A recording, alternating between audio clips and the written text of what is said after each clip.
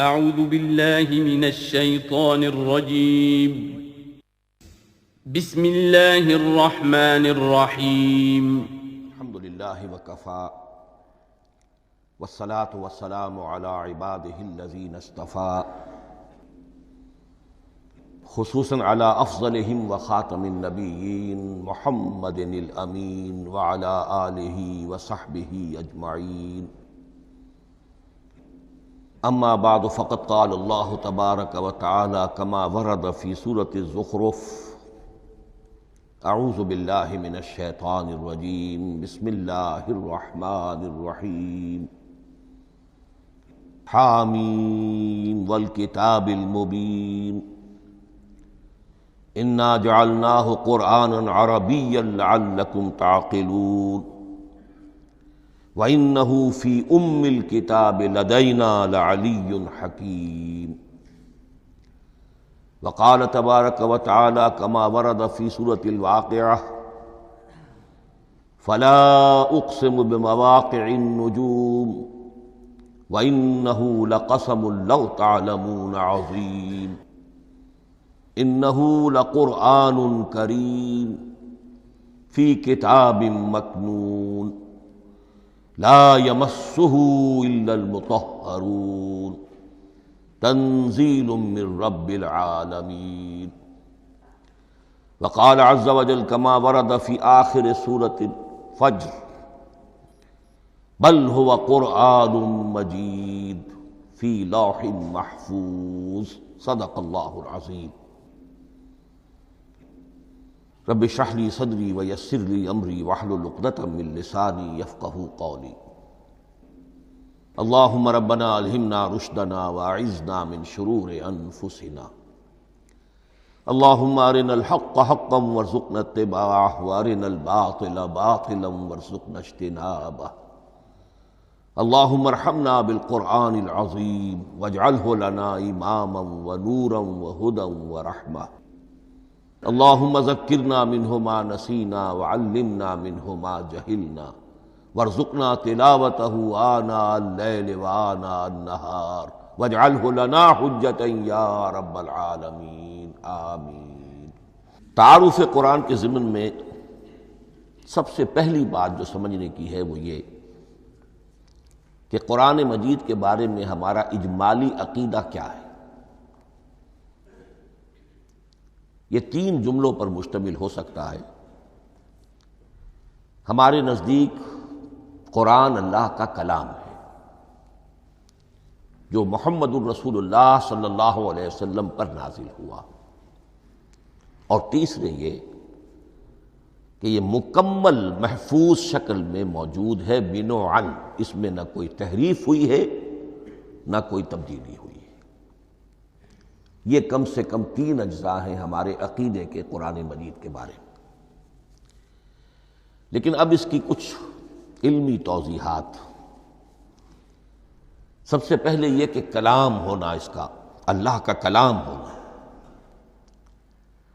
اس لیے کہ آپ کے علم میں ہے کہ تورات جو حضرت موسیٰ علیہ السلام کو دی گئی تھی وہ لکھی ہوئی شکل میں پتھر کی تختیوں پر لکھی ہوئی صورت میں دی گئی تھی، اور قرآن مجید کی تنزیل جو محمد رسول اللہ صلی اللہ علیہ وسلم پر ہوئی ہے وہ ایک مختلف صورت میں ہوئی ہے۔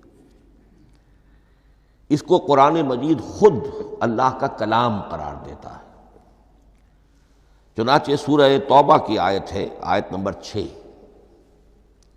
وَإِنْ أَحَدٌ مِّنَ الْمُشْرِكِينَ اسْتَجَارَكَ فَأَجِرْهُ حَتَّى يَسْمَعَ كَلَامَ اللَّهِ ثُمَّ أَبْلِغْهُ مَأْمَنَهُ۔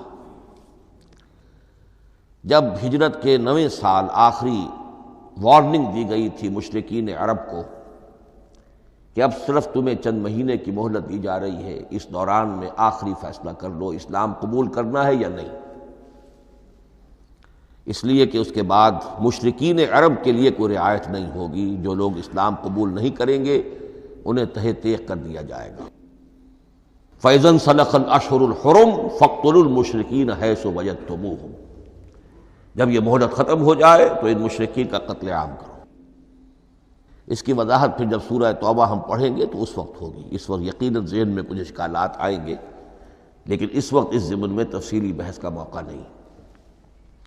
اب اس میں ایک استثناء رکھا گیا کہ ایک مشرک ہے، وہ چاہتا ہے کہ اتنا بڑا چیلنج جو ہمیں دے دیا گیا تو ہمیں موقع دیا جائے کہ ہم آئیں، آپ کے پاس بیٹھیں، کچھ دن رہیں، اللہ کا کلام سنیں، آپ کیا بات منوانا چاہتے ہیں، اس کے لیے کیا دلائل ہیں، اس کو اچھی طرح سمجھیں، اس کا ہمیں موقع ہونا چاہیے۔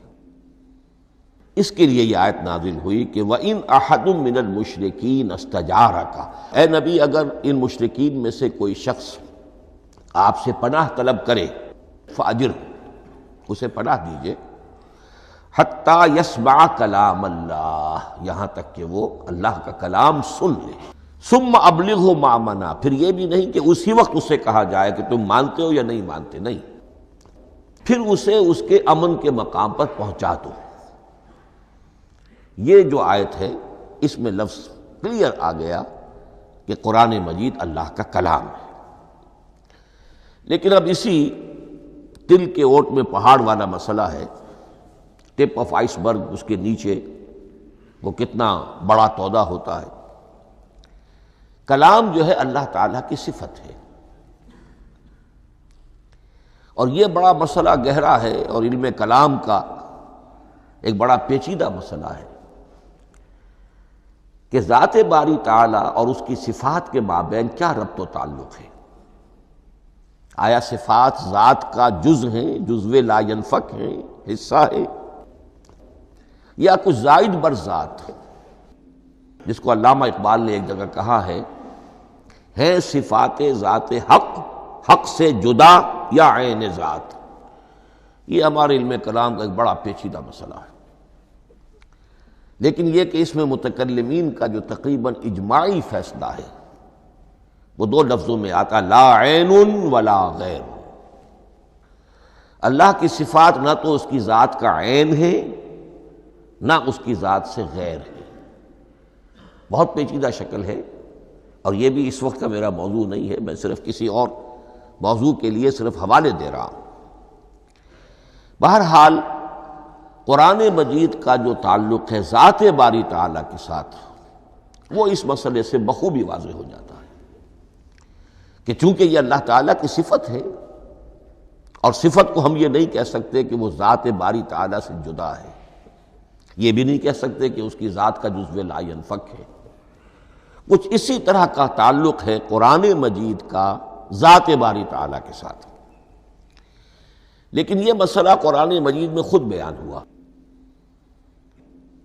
اور سورہ حشر کی آیت میں تو یہ فرمایا گیا، اللہ تعالیٰ نے اپنے اس کلام کی عظمت کو یوں بیان کیا، وہ عظمت کما ہیا، جیسے کہ وہ فی الواقع ہے، اور جس کا کہ گویا کہ پورا ادراک ہمارے لیے اپنی بہت سی محدودیتوں کی وجہ سے ممکن نہیں ہے، لیکن ایک تمثیل کے پیرائے میں سمجھایا، لو انزلنا ھذا القرآن علی جبل لرأیتہ خاشعا متصدعا من خشیۃ اللہ وتلک الامثال نضربها للناس لعلہم یتفکرون۔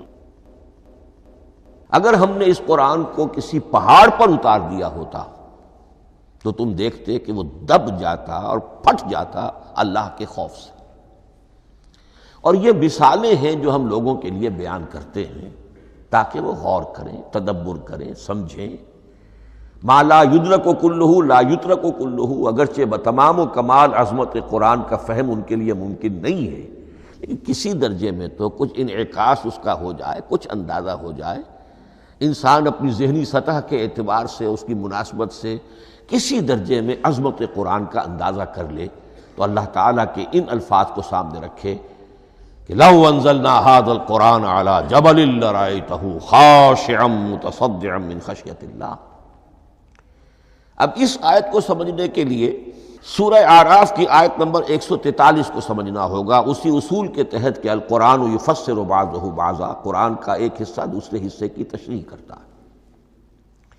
وہاں یہ واقعہ بیان ہوا ہے کہ حضرت موسیٰ علیہ السلام کو جب اللہ تعالیٰ نے کوہ طور پر طلب فرمایا 30 راتوں کے لیے، جس میں بعد میں 10 کا اضافہ کر کے وہ ایک 40 رات کا ایک کورس بنا، دن رات، اس موقع پر جو مخاطبہ الہی، مکالمہ الہی سے مشرف ہوئے حضرت موسیٰ علیہ السلام، تو ان کی آتش شوق بھڑکی اور انہوں نے بڑی جرأت کر کے یہ درخواست کر دی، رب ارنی انظر الیک، پروردگار مجھے اپنا دیدار بھی عطا فرما، مجھے موقع عنایت فرما، میں تجھے دیکھ سکوں۔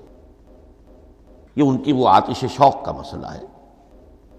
لیکن جواب کیا ملا؟ لن ترانی، تو مجھے ہرگز نہیں دیکھ سکتے، ولیکن انظر الی الجبل فإن استقر مکانہ فسوف ترانی۔ لیکن ظاہر بات ہے کہ حضرت موسیٰ علیہ السلام کو بات سمجھانے کے لیے کچھ مشاہدہ بھی کرانا تھا۔ فرمایا تم مجھے نہیں دیکھ سکتے، البتہ اس سامنے کے پہاڑ پر نگاہ جماؤ، ہم اس پر اپنی ایک تجلی ڈالیں گے۔ یہ اگلی الفاظ کے اندر وضاحت ہے، میں یہاں پہلے سے بیان کر رہا ہوں سمجھانے کے لیے۔ اگر وہ پہاڑ ہماری اس تجلی کو، تجلی کسے کہتے ہیں؟ جلا، روشنی، تو اللہ تعالیٰ کی طرف سے کوئی خاص اس کے نور کا جب پرتو ہوتا ہے کسی شے پر تو وہ اس کی تجلی ہے۔ ہم اپنی ایک تجلی اس پہاڑ پر ڈالیں گے، اگر وہ اس کو جھیل جائے، اپنی جگہ کھڑا رہ جائے، تو تم سمجھنا کہ شاید تم بھی ہمیں دیکھ سکو۔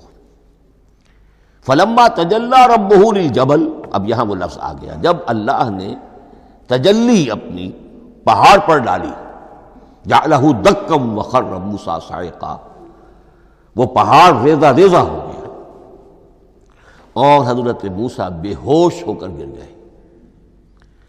اب یہ بے ہوش ہو کر گر جانا، جبکہ وہ تجلی براہ راست بھی نہیں ہے، بالواسطہ ہے۔ مشاہدہ جو کر رہے حضرت موسیٰ وہ بالواسطہ ہے، تجلی پہاڑ پر ہے، لیکن یہ کہ اس کا بھی بالواسطہ اس کا جو ہوا ہے، اس کی جو تاثیر ہوئی حضرت موسیٰ علیہ السلام پر کہ وہ اس کی تاب نہ لا سکے اور بے ہوش ہو کر گر گئے۔ یہاں سے یہ بات سمجھ میں آتی ہے کہ یہ تجلی یہ ذات باری تعالیٰ تھی جس نے کوہ طور کو جلا کر بھسم کر دیا یا ٹکڑے ٹکڑے کر دیا، ریزہ ریزہ کر دیا۔ اب ذات الہی کے ساتھ جو تعلق ہے کلام الہی کا، اور یہ صفت جو لا عین ولا غیر کے درجے میں ہے ذات کے ساتھ، تو وہی تاثیر اس کلام الہی کی بھی ہے۔ لو انزلنا هذا القرآن على جبل لرأيته خاشعا متصدعا من خشية الله وَتِلْكَ الْأَمْثَالُ نَضْرِبُهَا لِلنَّاسِ لَعَلَّهُمْ يَتَفَكَّرُونَ۔ اس حقیقت کو اس دور میں میں اپنے مطالعے کی محدودیت کا اعتراف کرتے ہوئے عرض کر رہا ہوں کہ میرے نزدیک جس قدر پرشکوہ انداز میں علامہ اقبال نے بیان کیا ہے اسی کیفیت کو وہ شاید اس کی کوئی مثال نہ مل سکے۔ فاش گویم آنچ در دل مزمرست، یہ کتابیں نیست چیزیں دیگر است، میں صاف ہی کہہ دیتا ہوں جو میرے دل میں چھپی ہوئی بات ہے۔ فاش گویم آنچ در دل مزمرست، یہ کتابیں نیست، اس قرآن کو کتاب نہ سمجھنا، یہ کچھ اور شے ہے، چیزیں دیگر است۔ اب وہ چیزیں دیگر کیا ہے؟ وہی جو میں نے عرض کیا، ذات باری تعالیٰ اور کلام کا صفت باری تعالیٰ ہونا، اس کے بنا پر جو مناسبت ہے، جو قرب ہے، جو مشابہت ہے۔ مثل حق پنہاؤ ہم پیداستو، زندہ و پائندہ و گویاستو۔ اس کلام میں اللہ تعالیٰ کی ساری صفات کا انعکاس موجود ہے۔ یہ بات ویسے بھی سمجھ میں آتی ہے، کوئی شخص ذرا گفتگو کرے، چند جملے جب وہ ادا کرے گا اپنی زبان سے تو معلوم ہو جائے گا کہ اس کے فہم کا، اس کی دانش کا، اس کے مطالعے کا حدود اربع کیا ہے اور اس کے ذہن کی سطح کیا، سمجھ میں آ جائے گی بات۔ اس لیے کہ کلام جو ہے وہ متکلم کی پوری شخصیت کی عکاسی کر رہا ہوتا۔ تانت بازی راگ پایا، چند جملے کسی نے کہا، پتہ چل گیا کہ یہ کس سطح کے آدمی ہیں، علمی اعتبار سے، معلوماتی اعتبار سے، تہذیبی اعتبار سے، کلچرڈ ہیں یا نہیں ہیں، یہ ساری باتیں چند جملوں میں واضح ہو جائیں گی۔ تو اللہ تعالیٰ کی بھی جملہ صفات کا عکس اس قرآن میں موجود ہے، ان میں سے جن چند چیزوں کا ذکر علامہ نے شعر میں کیا، وہ جو سورہ حدید کی آیت ہے، هو الاول والآخر والظاہر والباطن، اللہ الظاہر بھی ہے الباطن بھی ہے، اتنا ظاہر کہ اس سے زیادہ ظاہر کوئی شے نہیں، اور اتنا باطن کہ اس سے زیادہ چھپی ہوئی کوئی شے نہیں۔ اسی لیے حضور سے جو منقول ہیں الفاظ کہ پروردگار انت الظاہر فلیس فوقک شیء وانت الباطن فلیس دونک شیء، یہی کیفیت قرآن کی ہے۔ مثل حق پنہاں و ہم پیداست تو، پنہاں بھی ہے ظاہر بھی ہے، جیسے ذات باری تعالی، اور جیسے اللہ تعالیٰ کی شان ہے جو آیت الکرسی کے شروع میں آئی، الحی القیوم، مثل حق پنہاں و ہم پیداست تو، زندہ و پائندہ و گویاست تو۔ یہ قرآن جو ہے اللہ تعالیٰ کی صفات کا ایک عکس اپنے اندر رکھتا ہے۔ اس سے ذرا آگے چلیے، کلام کے بارے میں۔ اب کلام الہی ظاہر بات ہے کہ صفت ہے، اور صفت قدیم ہے، اللہ کی صفات حادث نہیں ہے، اللہ کی ذات بھی قدیم ہمیشہ سے ہے، اور اس کی صفات بھی قدیم ہمیشہ سے۔ اور یہ جو کلام الہی ہے، ظاہر بات ہے کہ یہ جو ہماری زبان کے حروف و اصوات ہیں، کلام الہی تو ان سے منزہ ہے، مبرہ ہے، ماورا ہے، اعلیٰ ہے، عرفہ ہے۔ ہماری زبانوں کے حروف و اصوات، الفابیٹس جگہ جگہ تبدیل ہو جائیں گے، انگریزی کے کچھ اور ہیں، اردو کے کچھ اور ہیں، عربی کے کچھ اور ہیں۔ کلام الہی ان تمام سے اعلیٰ، عرفہ، منزہ اور مبرہ ہے۔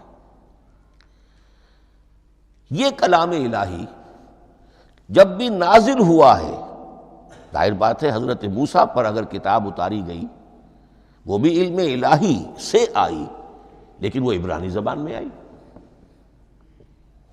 حضرت عیسیٰ علیہ السلام پر انجیل اتاری گئی، ہم یقین سے نہیں کہہ سکتے، دو میں سے کسی ایک زبان میں اتاری گئی ہوگی، یا عبرانی ہوگی، اس لیے کہ شام کے جس علاقے میں، فلسطین کے جس علاقے میں ان کی پیدائش ہوئی، اور جہاں وہ دعوت و تبلیغ کے لیے گھومتے رہے، اس کے عوام کی زبان تھی آرامی، اور خواص کی زبان تھی عبرانی، ہیبریو۔ تو یا تو وہ بھی تورات کی طرح عبرانی ہی میں نازل ہوئی تھی، یا آرامی میں ہوگی، لیکن اب کوئی نسخہ نہ ہیبریو کا، کوئی قدیم نسخہ دنیا میں موجود ہے، نہ آرامی کا۔ جو سب سے پرانا نسخہ ملتا ہے انجیل کا، وہ اس کا ترجمہ ہے، لیٹن زبان کا ترجمہ ہے یا گریک ترجمہ ہے، اصل کوئی نہیں۔ بہرحال جب وہ کلام الہی محمد الرسول اللہ پر نازل ہوا، اب اس نے حروف و اصوات کا وہ جامہ پہنا کہ جو عربی زبان کے ہیں۔ یہی وجہ دیکھیے، میں نے جو آیت سورہ حامیم، یہ جو سلسلہ سور ہے اس میں سے سورہ زخرف کی آیت جو میں نے آپ کو سنائی، حامیم والکتاب المبین انا جعلناہ قرآنا عربیا لعلکم تعقلون، ہم نے بنا دیا ہے اپنے اس کلام کو قرآن عربی، اس کو عربی حروف و اصوات کا جامہ ہم نے پہنا دیا ہے، انا جعلناہ قرآنا عربیا لعلکم تعقلون، کہ چونکہ مخاطب اول جو قوم تھی امیین، ان کی زبان عربی تھی، لعلکم تعقلون، تاکہ تم اس کو سمجھ سکو۔ اب اس سے آگے چلیے، اصل قرآن مجید کے 3 مقامات سے معلوم ہوتا ہے، اصل قرآن اللہ کے پاس ہے۔ یہ قرآن جو ہمارے پاس ہے، مصحف عثمان رضی اللہ تعالی عنہ، یہ اس قرآن کی مصدقہ نقل ہے۔ اصل قرآن کہاں ہے؟ ایک جگہ فرمایا بل ہوا قرآن مجید فی لوح محفوظ، لوح محفوظ میں ہے، اصل قرآن وہاں ہے۔ اسی طریقے سے اسی سورہ زخرف کی اگلی آیت کیا ہے؟ ہم نے اسے عربی قرآن بنا کر اتارا، لیکن اصل قرآن کیا ہے؟ وَإِنَّهُ فِي أُمِّ الْكِتَابِ لَدَيْنَا، لعلی حکیم، حقیقت میں تو یہ ام الکتاب میں ہے جو ہمارے پاس ہے، اور علی ہے بہت بلند، حکیم بڑی حکمت والا، یا محکم مضبوط۔ حکیم کے دونوں معنی ہیں۔ استحکام بھی اسی ہے کاف اور میم کے مادے سے بنا ہے، کسی شے کا پختہ ہو جانا، مضبوط ہو جانا، اور عقل کی پختگی وہ حکمت ہے، وہ دانائی ہے۔ اس اعتبار سے نوٹ کیجئے اصل قرآن کہاں ہے؟ لوح محفوظ میں۔ اصل قرآن کہاں ہے؟ ام الکتاب میں۔ اسی کو کہا گیا ہے ایک اور مقام پر، فی صحف مکرمۃ مرفوعۃ مطہرۃ بایدی سفرۃ کرام بررہ۔ یہ قرآن، اصل قرآن تو بڑے صحیفوں میں، ان صحیفوں میں ہے، ان صفحات میں ہے، ان اوراق میں ہے، جس کی شان کیا ہے؟ مکرمۃ، جن کی انتہائی تعظیم کی جاتی ہے، مطہرۃ، نہایت پاک صحیفے، فی صحف مکرمۃ مرفوعۃ، بلند و بالا، مطہرۃ بایدی سفرۃ کرام بررہ، ان فرشتوں کے ہاتھ میں جو بہت باعزت، بہت اونچے درجے کے، ان کے ہاتھوں میں ہے۔ وہ لوگ ہیں کہ جن کی تحویل میں ہے یہ کلام پاک، فی صحف مکرمۃ مرفوعۃ مطہرۃ بایدی سفرۃ کرام بررہ۔ اب اسی کو بیان کیا ہے سورہ واقعہ میں، فلا اقسم بمواقع النجوم، تو نہیں، میں قسم کھاتا ہوں ستاروں کے ڈوبنے کی جگہ کی۔ وَإِنَّهُ لَوْ تَعْلَمُونَ لَقَسَمٌ عَظِيمٌ، وَإِنَّهُ لَقَسَمٌ لَوْ تَعْلَمُونَ عَظِيمٌ، اور اگر تم جان سکتے تو یہ بہت بڑی قسم ہے جو ہم نے کھائی ہے، بہت بڑی گواہی ہے جو ہم نے پیش کی ہے۔ اب تدریجاً اس کا انکشاف ہو رہا ہے۔ یہ آج جو تصور ہے بلیک ہولز کا، اس سے کچھ اندازہ ہوتا ہے یہ ستارے کہاں ڈوب جاتے ہیں، بڑے بڑے ستارے نسیم منسیہ ہو جاتے ہیں، ستارے نہیں، پوری گیلیکسیز اس میں گم ہو جاتے ہیں، وہ مقبرے ہیں بڑی بڑی گیلیکسیز کے۔ فلا اقسم بمواقع النجوم وانہ لقسم لو تعلمون عظیم انہ لقرآن کریم، یہ قرآن ہے بہت باعزت، فی کتاب مکنون، اور یہ اس کتاب میں جو چھپی ہوئی ہے۔ یہ لؤلؤ مکنون کا لفظ آتا ہے قرآن مجید میں، جیسے موتی ہوتے ہیں انہیں چھپا کر رکھا جاتا ہے ڈبیوں میں، مخملی ڈبیوں کے اندر موتیوں کو، اسی طریقے سے فی کتاب مکنون، لا یمسہ الا المطہرون، وہ صحیفے بھی بہت مطہرہ تھے اور ان کو چھو نہیں سکتے مگر وہی جو انتہائی پاک ہیں، ملائکہ مقربین، جن کے قریب سے بھی ہو کر معصیت یا گناہ کا کوئی تصور تک نہیں گزر سکتا، وہ ہیں جو اس کو چھوتے ہیں، ان کے ہاتھوں میں ہے، ان کی تحویل میں ہے۔ یہ ہے وہ چیزیں کہ جس سے اندازہ ہوا کہ اصل قرآن کہاں ہے۔ یہ جو ہمارے پاس ہے در حقیقت یہ نقل مطابق اصل ہے، مصدقہ نقل ہے۔ اب اس میں آپ سے عرض کر دوں کہ ایک بہت خوبصورت بات ہمیں جو ملتی ہے، تورات میں جو استثناء، جو صفر استثناء ہے، ڈیوٹرانومی، اس کے 18ویں باب میں 18ویں اور 19ویں آیات جو ہیں اس میں ذکر موجود ہے، میں ان کے لیے انہی کے بھائیوں میں سے تیری مانند ایک نبی برپا کروں گا۔ اللہ تعالیٰ کلام فرما رہے ہیں یہاں حضرت موسیٰ علیہ السلام سے، آج بھی موجود ہے، اولڈ ٹیسٹمنٹ، ڈیوٹرانومی یا کتاب استثناء، صفر استثناء، اس کا 18واں باب، اس کی 18ویں اور 19ویں آیات، جب چاہیں جا کر دیکھیں۔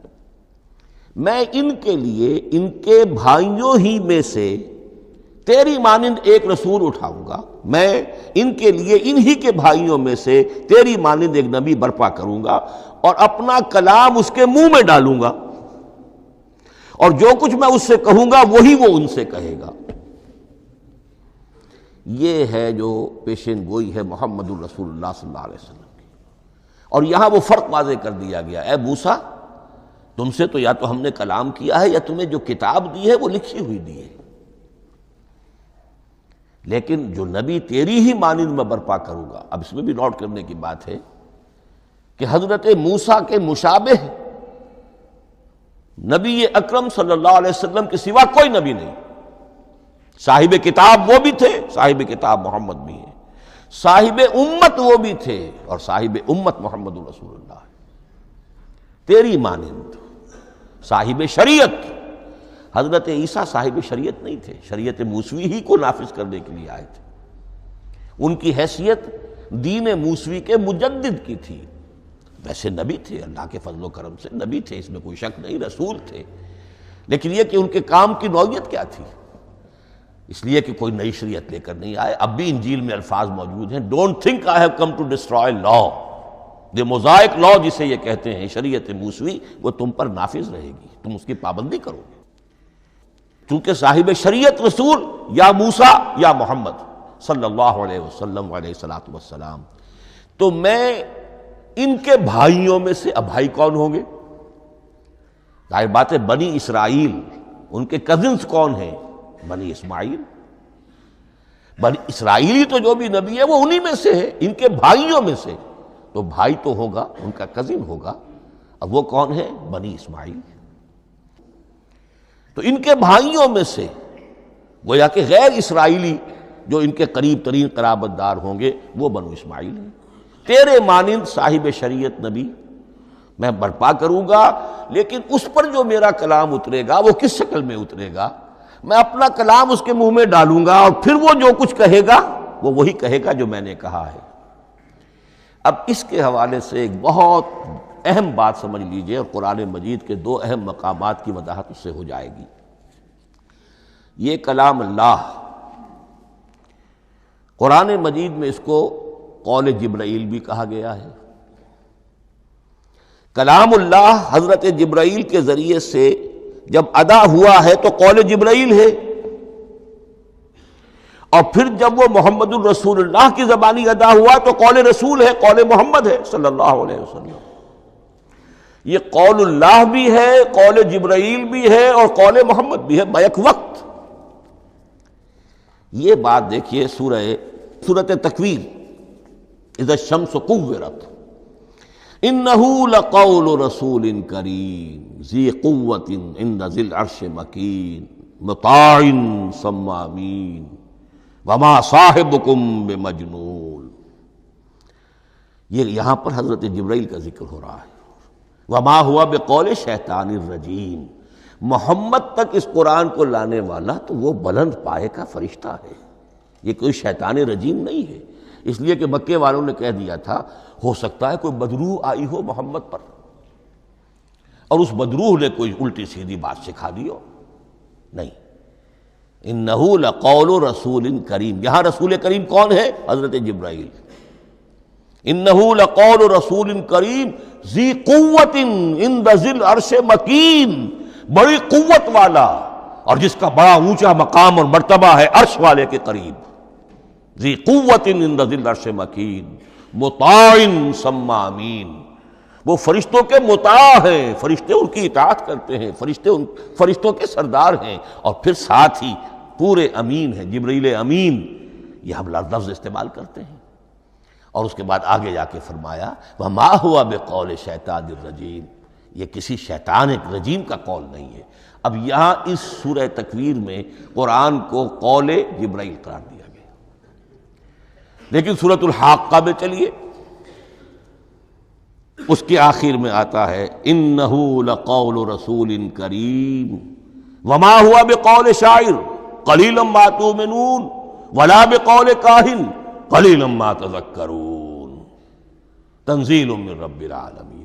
یہاں اب رسول کریم سے مراد محمد الرسول اللہ صلی اللہ علیہ وسلم، یہ کسی شاعر کا قول نہیں ہے، کسی کاہن کا قول نہیں ہے، یعنی جس کے زبانی یہ قرآن لوگوں کے سامنے آ رہا ہے۔ جبرائیل کا قول ہو کر تو محمد پر نازل ہوا صلی اللہ علیہ وسلم، لیکن اب لوگوں کے سامنے وہ قول محمد بن کر آ رہا۔ انہ لقول رسول کریم وما هو بقول شاعر قلیلا ما تؤمنون ولا بقول کاہن قلیلا ما تذکرون تنزیل من رب العالمین۔ تو قرآن مجید کلام اللہ ہے، پھر وہ قول جبرائیل بنا جب جبرائیل نے آ کر محمد کو سنایا، اور پھر وہ قول محمد بنا جب محمد کی زبان مبارک سے لوگوں نے اسے سنا، اہل عرب نے سنا، اور پھر وہ بات پھیلتی چلی گئی۔ اب آخری بحث اس موضوع پر جو ہے وہ یہ ہے، کلام الہی کی 3 صورتیں ہیں جو قرآن مجید میں سورہ شورى کی آیت نمبر 51 میں بیان ہوئی ہے۔ وَمَا كَانَ لِبَشَرٍ أَن يُكَلِّمَهُ اللَّهُ، کسی بشر، کسی انسان کی یہ حیثیت نہیں ہے، مقام نہیں ہے کہ اللہ اس سے کلام کرے۔ یہ نہیں کہا کہ اللہ کے لیے ممکن نہیں ہے، نہیں، اللہ کے لیے تو ہر شے ممکن ہے، لیکن کسی بشر کا یہ مقام نہیں ہے کہ اللہ اس سے کلام کرے۔ مخلوق ہے، بشر ہے۔ ما کان لبشر ان یکلمہ اللہ الا اب 3 شکلیں آئیں، الا وحیا او من وراء حجاب او یرسل رسولا فیوحی باذنہ ما یشاء انہ علی حکیم۔ 3 صورتیں ہیں کلام الہی کی، یا تو براہ راست اللہ وحی کرتا ہے بغیر کسی فرشتے کی درمیان میں ذریعہ بنائے ہوئے، اسی کا نام الہام ہے، اسی کا نام تحدیث ہے۔ یہ غیر نبی کے ساتھ بھی ہوتا ہے۔ حضور نے فرمایا ہر نبی کی امت میں محدث ہوتے تھے جن سے اللہ کلام کرتا تھا، اور میری امت کا محدث عمر ہے رضی اللہ تعالی عنہ۔ محدث، محدث نہیں، محدث کے معنی ہے علم حدیث کا ماہر۔ امام بخاری محدث ہیں، امام مسلم محدث ہیں۔ محدث تحدیث سے مفعول بنا جس سے بات کی جاتی ہے، محدث۔ اللہ بات کرتا ہے، اللہ دل میں ڈال دیتا ہے، القاء ہو جاتا ہے، الہام ہو جاتا ہے، کوئی فرشتہ درمیان میں نہیں، براہ راست۔ دوسری شکل کلام کی کیا ہے؟ او من وراء حجاب، یہ ہمارے علم کی حد تک صرف حضرت موسیٰ علیہ السلام کی شان ہے، استثنائی شان ہے۔ وَكَلَّمَ اللَّهُ مُوسَىٰ تَكْلِيمًا، اور موسیٰ کے ساتھ تو اللہ نے کلام فرمایا جیسے کہ کلام کیا جاتا ہے۔ فرق کیا تھا؟ من وراء حجاب، پردہ تھا، دیکھ نہیں سکتے تھے، تبھی تو ان کی وہ آتش شوق بھڑکی تھی۔ کیا قیامت ہے کہ چلمن سے لگے بیٹھے ہیں، صاف چھپتے بھی نہیں، سامنے آتے بھی نہیں، کلام بھی فرما رہے ہیں، لیکن یہ کہ بات مجھے دیدار عطا کرنے کے لیے تیار نہیں، رب ارنی انظر الیک۔ لیکن یہ جو کلام ہے ہمارے علم کی حد تک براہ راست اس دنیا میں حضور سے ہوا ہے معراج کی شب، لیکن وہ 7ویں آسمان پر ہوا۔ اس دنیا میں ہمارے علم کی حد تک یہ کلام براہ راست من ورائے حجاب صرف حضرت موسیٰ علیہ السلام کی استثنائی شان ہے۔ اور تیسرا ہے او یرسل رسولا فیوحی باذنہ ما یشاء، یا تیسری صورت یہ کہ اللہ کسی پیغامبر کو بھیجتا ہے جو وحی کرتا ہے جو اللہ چاہتا ہے۔ یہ تیسری شکل ہے وحی کی۔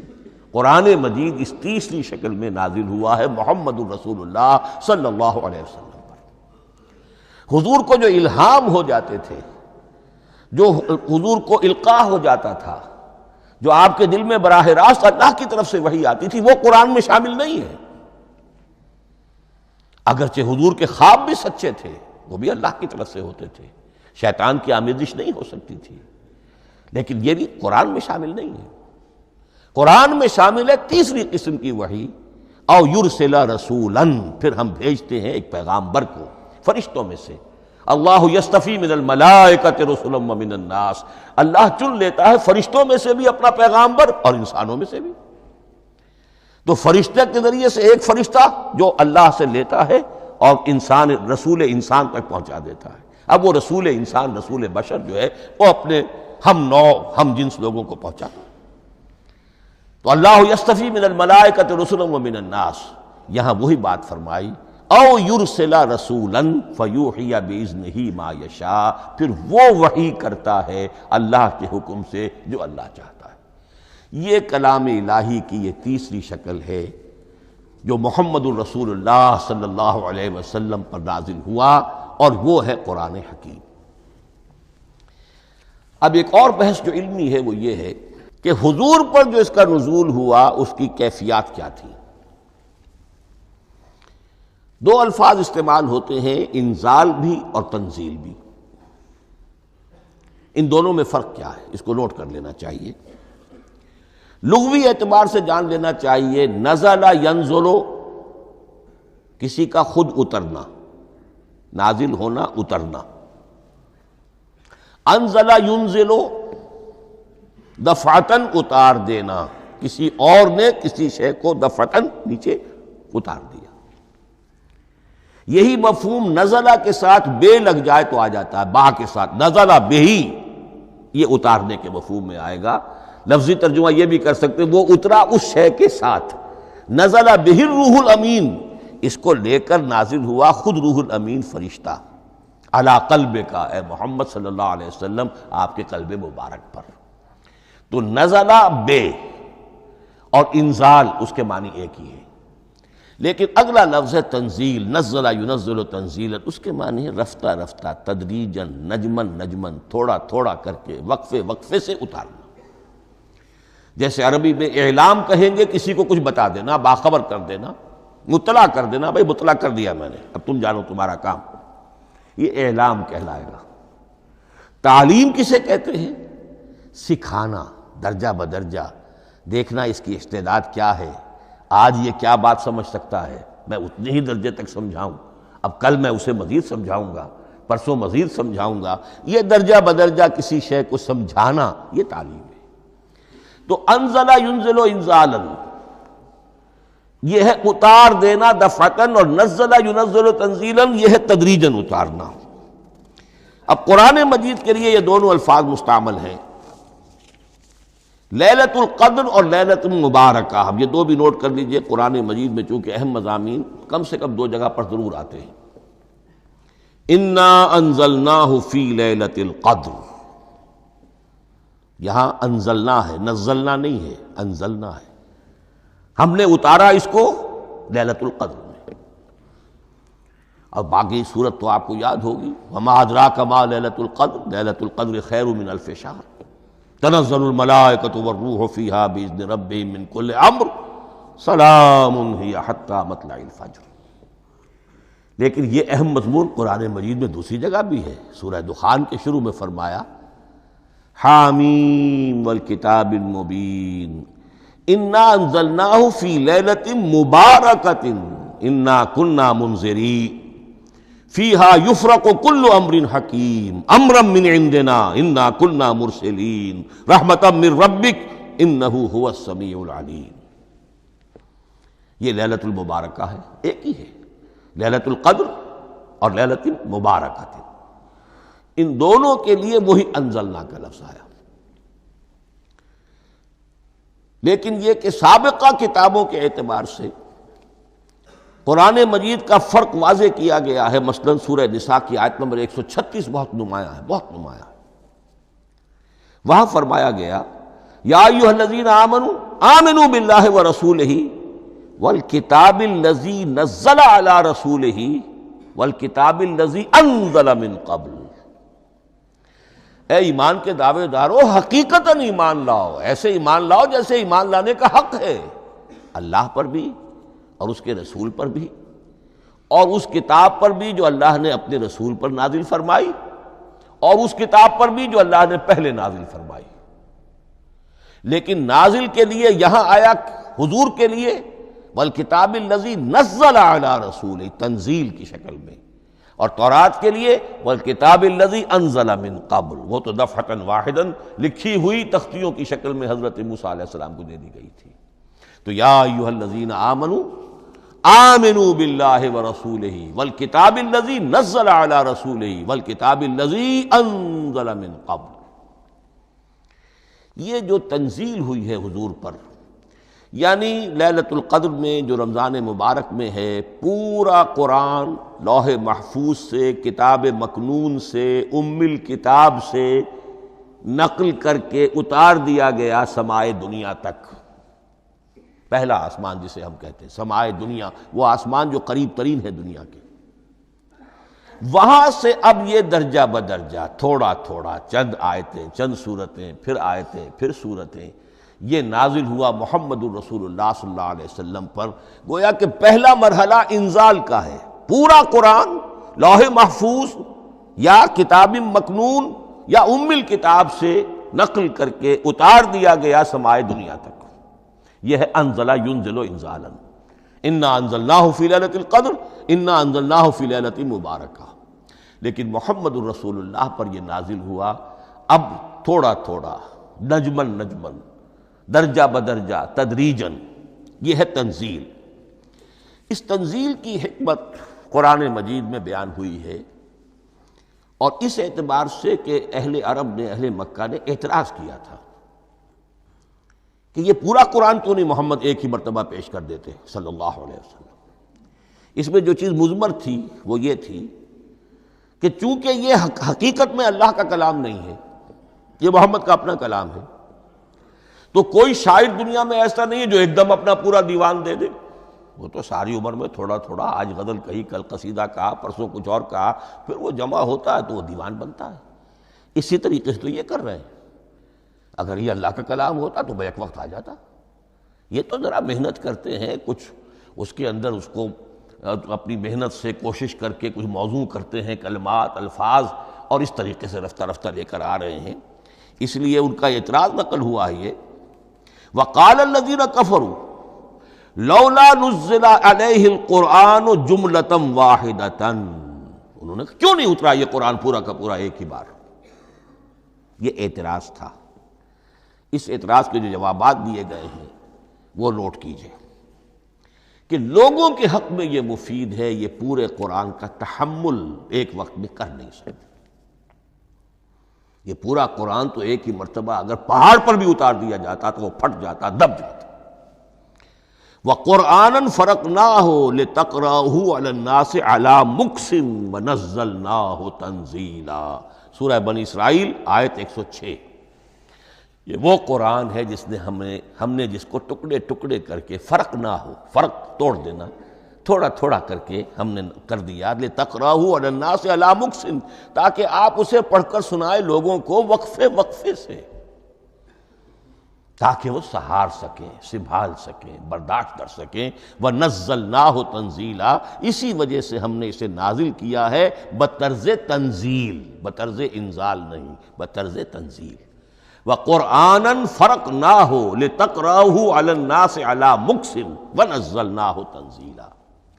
ایک حکمت تو ہو گئی عوام کے لیے، ایک حکمت خود رسول کے لیے صلی اللہ علیہ وسلم۔ كَذَلِكَ لِنُثَبِّتَ بِهِ فُؤَادَكَ وَرَتَّلْنَاهُ تَرْتِيلًا۔ اب ذرا نوٹ کیجئے، قلب محمدی کے لیے بھی اس پورے کلام کا ایک دم سہار آسان کام نہیں تھا۔ یہ اس لیے، یہ اسی سورہ الفرقان کی جو آیت کا میں نے ایک حصہ آپ کو سنا دیا تھا، اسی کے اندر اس کا جواب آیا ہے، اسی آیت میں، آیت نمبر 32 ہے یہ سورہ فرقان کی۔ وَقَالَ الَّذِينَ كَفَرُوا لَوْلَا نُزِّلَ عَلَيْهِ الْقُرْآنُ جُمْلَةً وَاحِدَةً، یہ اعتراض ہے۔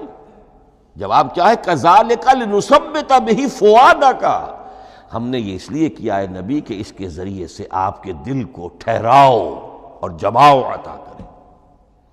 یہ ایک دم اس کا اتر جانا، اِنَّا سَنُلْقِي عَلَيْكَ قَوْلًا ثَقِيلًا، بڑا بھاری بوجھ ہے، ناقابل برداشت ہے، تاکہ رفتہ رفتہ آپ کا دل، اس کے اندر تقویت بڑھتی چلی جائے، اس کے اندر اور اس کا تحمل جو ہے، اس کی صلاحیت بڑھتی چلی جائے۔ كَذَلِكَ لِنُثَبِّتَ بِهِ فُؤَادَكَ وَرَتَّلْنَاهُ تَرْتِيلًا، اسی لیے ہم نے تھوڑا تھوڑا کر کے نازل کیا ہے۔ وَلَا يَأْتُونَكَ بِمَثَلٍ لَّا جِئْنَاكَ بِالْحَقِّ وَأَحْسَنَ تَفْسِيرًا، ساتھ ہی فرمایا کہ یہ لوگ جو بھی اعتراض کریں گے ہم اس کا جواب بھی اور بہترین تعویل بھی آپ کو دے دیں گے۔ اب اگلی بحث یہ ہے، یہ قرآن کب اور کہاں نازل ہوا؟ یہ عام معلوماتی شے ہے، اس میں کوئی پیچیدگی نہیں ہے۔ لیکن اس کی اہمیت ہے بہت ضروری ہے، وہ میں انشاءاللہ اگلی بحث میں جب کہ قرآن کے سمجھنے کے جو اصول ہیں ان کو بیان کروں گا تو وضاحت سے بات آئے گی۔ یہ کہ یہ عام معلوماتی ایک ہمارے ذہن میں خاکہ رہنا چاہیے، زمان و مکان کا کیا رشتہ ہے قرآن کے ساتھ۔ قرآن نازل کب ہوا؟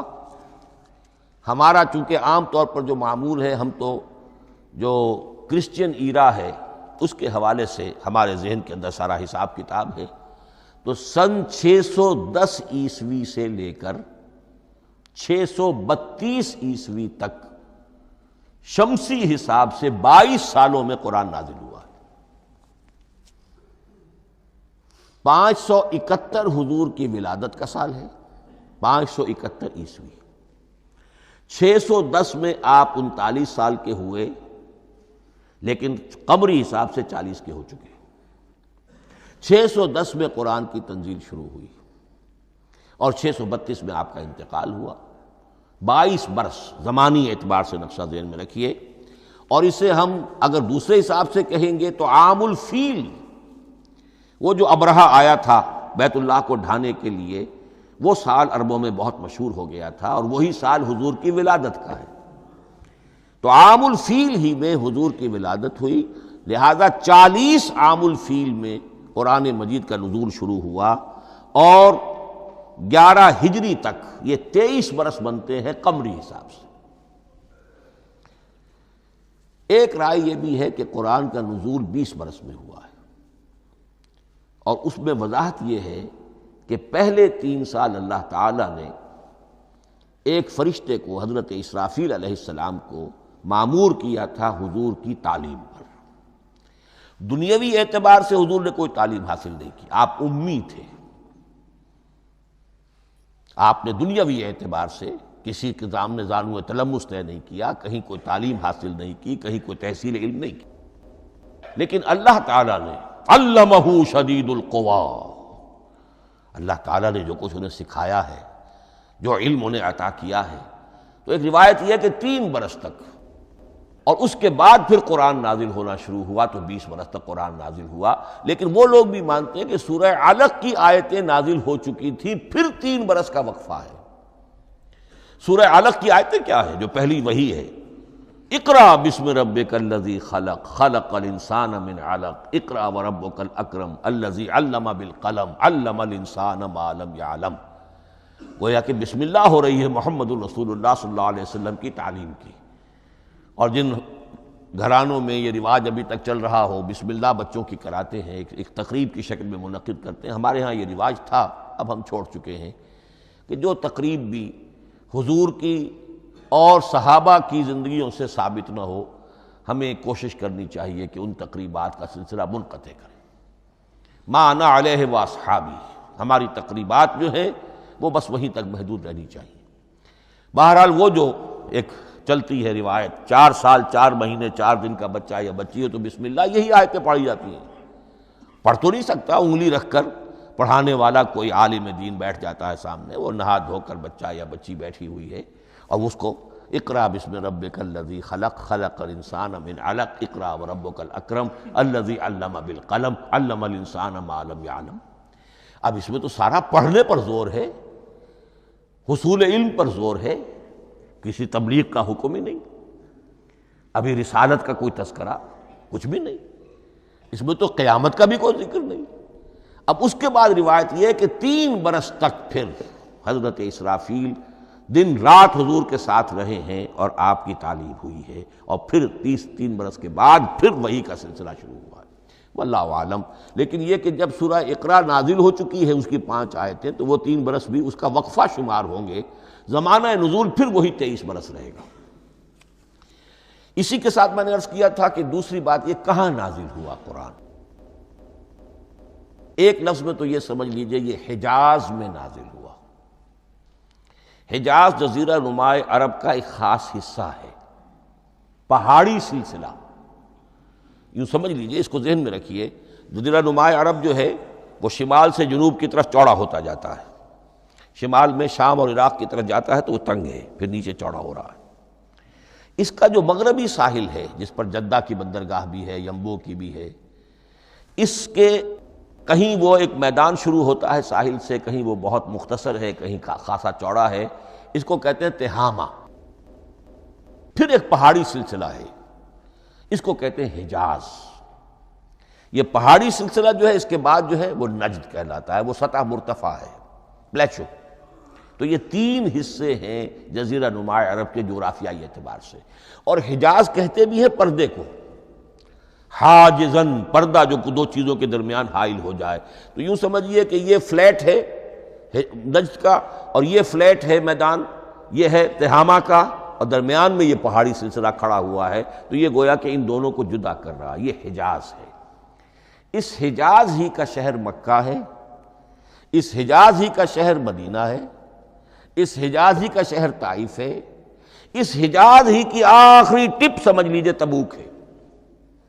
تو حضور صلی اللہ علیہ وسلم کی پوری زندگی آغاز وحی کے بعد سے لے کر وہ اسی علاقے کے اندر، پہلے آپ مکے میں تھے، قرآن مجید کی جو صورتیں اس دور میں نازل ہوئیں، یہ آیتیں نازل وہ مکیات کہلاتی ہیں۔ پھر آپ نے ہجرت کی، اور ہجرت کر کے جب آپ جا رہے تھے اس دوران میں بھی کچھ قرآن نازل ہوا اثناء ہجرت میں۔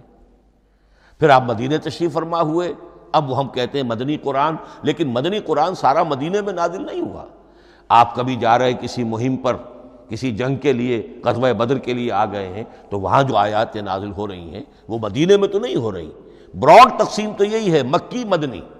ہجرت سے قبل جو کچھ نازل ہوا وہ مکی، ہجرت کے بعد جو کچھ نازل ہوا وہ مدنی۔ لیکن صرف مدنی کہنا صحیح نہیں ہے، اثناء سفر تبوک، اتنا طویل سفر ہے آپ کا، اس کے دوران آتے جاتے قرآن نازل ہوتا رہا۔ لیکن یہ بات نوٹ کر لیجئے کہ پورا قرآن حجاز ہی میں نازل ہوا ہے، یہ تمام شہر، یہ تمام علاقہ حجاز کہلاتا ہے۔ ایک اور بحث جو ہم اسی اپنی پہلی نشست میں مکمل انشاءاللہ کر لیں گے، وہ ہے محفوظیت قرآن کی بحث۔ میں نے عرض کیا تھا کہ تین چیزوں پر ہمارا عقیدہ مشتمل ہے۔ یہ اللہ کا کلام ہے، نمبر ایک، نازل ہوا محمد الرسول اللہ پر صلی اللہ علیہ وسلم، اسی لیے ہم نے کلام سے متعلق کچھ مباحث علمی گہرائی میں اتر کر وہ سمجھے، حضور پر اس کے نزول، انزال اور تنزیل کے مختلف مراحل کو سمجھا۔ اب اس کی محفوظیت کے اعتبار سے واقعہ یہ ہے کہ واحد کتاب ہے پوری دنیا میں، واحد کتاب جس کے بارے میں دشمن بھی تسلیم کرتے ہیں، چاہے وہ اسے اللہ کا کلام نہ مانے، لیکن یہ مانتے ہیں کہ بعین ہی وہ شے جو محمد نے اپنی امت کو دی تھی آج بھی امت کے پاس صحیح موجود ہے۔ ظاہر بات ہے اگر تو اسے اللہ کا کلام مانے، وہی مانے، تب تو مسلمان ہی ہو گئے۔ وہ تو یہی کہتے ہیں کہ بہرحال محمد نے چاہے خود لکھا، تصنیف کیا، جو بھی کچھ کیا، اس کو چھوڑ دیجئے، لیکن جو شے محمد نے اپنی امت کو دی تھی صلی اللہ علیہ وسلم، بعین ہی وہ شے موجود ہے۔ تو یہ محفوظیت قرآن کی جو ہے، جبکہ کوئی اور دنیا کی کتاب اس کی مدعی ہی نہیں۔ تورات والوں کا سرے سے یہ دعویٰ ہی نہیں ہے، وہ تورات تو گم ہو گئی تھی نبوکدنضر کے حملے کے وقت، اس کے بعد سے دنیا میں تورات کا وجود نہیں ہے، اور پھر 100 برس کے بعد اپنی یادداشتوں سے مرتب کی ہے یہ تورات جو آج ہمارے سامنے ہے۔ انجیل کا جیسا کہ میں عرض کر چکا ہوں، کوئی نسخہ جو ہے نہ عبرانی کا موجود ہے نہ آرامی زبان کا ہے، دنیا کی کوئی کتاب نہیں جو دعویٰ کر سکتی ہو۔ یہ قرآن جو شروع ہوتا ہے ذالک الکتاب لا ریب فیہ، یہ دعویٰ دنیا کی کسی اور کتاب نے خود کیا بھی نہیں۔ اس کی بھی جس قدر پرشکوہ الفاظ میں علامہ اقبال نے اس کی ترجمانی کی ہے، انہی کا حصہ ہے۔ حرف اورا ریب نئے، تبدیل نئے، آیش شرمندہ تعویل نئے۔ اس قرآن کے کسی حرف میں کوئی تحریف ہو جانا نہیں، امکان ہی نہیں، قطعی طور پر کسی لفظ کا بدل دیا جانا نہیں، حرف اورا ریب نئے، تبدیل نئے، اس میں کسی کا شک پر مبنی ہونا نہیں، آیش شرمندہ تعویل نئے۔ اس کی آیت کوئی بھی ایسی نہیں جسے تروڑا مروڑا جا سکے، یہ اپنی حفاظت خود کرتی ہے۔ لا یاتیہ الباطل من بین یدیہ ولا من خلفہ، حامیم السجدہ کی آیت نمبر 42۔ اس پر باطل حملہ آور ہو ہی نہیں سکتا۔ انا نحن نزلنا الذکر وانا لہ لحافظون، ہم ہی نے یہ الذکر نازل کیا ہے اور ہم ہی اس کی حفاظت کرنے والے ہیں۔ جہاں تک پہلے ٹکڑے کا تعلق ہے اس آیت مبارکہ کا، اس میں تو تورات بھی آئے گی۔ تورات کس نے نازل کی؟ اللہ نے نازل کی۔ انجیل کس نے نازل کی؟ اللہ نے نازل کی۔ انا انزلنا التوراۃ فیہا ھدی ونور، یہ سورہ مائدہ میں الفاظ ہیں۔ انجیل کے بارے میں بھی ہم نے انجیل عطا کی عیسیٰ کو، فیہ ھدی ونور، لیکن یہ کہ انا نحن نزلنا الذکر، اس کو اس قدر تاکید کے ساتھ کہہ کر وَإِنَّا لَهُ لَحَافِظُونَ، اور ہم ہی اس کے محافظ ہیں۔ لیکن اس موضوع پر اہم ترین مقام جو ہے قرآن مجید کا، وہ سورہ قیامہ کی یہ آیات ہے، لا تحرک بہ لسانک لتعجل بہ۔ جب قرآن نازل ہوتا تھا حضور جلدی جلدی زبان کو حرکت دیتے تھے، یاد کر لیں، مبادا کہیں بھول جاؤں، مبادا کوئی لفظ جو ہے تبدیل ہو جائے۔ یہ مشقت جو آپ جھیل رہے تھے، اس سے اللہ نے روک دیا از راہ شفقت اور محبت۔ لا تحرک بہ لسانک لتعجل بہ ان علینا جمعہ وقرآنہ، ہمارے ذمے ہے اس کو جمع کر دینا، آپ کے سینے میں جمع کر دیں گے اس کو۔ اور صرف جمع کرنا نہیں، قرآن، ترتیب۔ قرآن ہوتا ہے پڑھا جاتا ترتیب سے، یعنی ترتیب نزولی۔ یہ بعد میں ہماری علیحدہ بحث بھی آئے گی کہ ترتیب نزولی اور ہے، ترتیب مصحف اور ہے۔ یہ ترتیب بھی ہم کروا دیں گے، یہ بھی ہمارے ذمے ہے۔ ان علینا جمعہ وقرآنہ فاذا قرأناہ فاتبع قرآنہ، پھر جب ہم جس ترتیب سے پھر آپ کو پڑھائیں اسی ترتیب کی پیروی کیجیے۔ یہ جو ہے کہ قرآن کا جمع اور تدوین، یہ بھی اللہ تعالیٰ نے اس کی ضمانت لی، اور اس کی ترتیب بھی اللہ تعالیٰ ہی کی ضمانت سے ہے۔ اس اعتبار سے محفوظیت قرآن کے یہ دونوں پہلو ہمارے سامنے رہنے چاہیے۔ بارک اللہ لی ولکم فی القرآن العظیم ونفعنی وإیاکم بالآیات والذکر الحکیم۔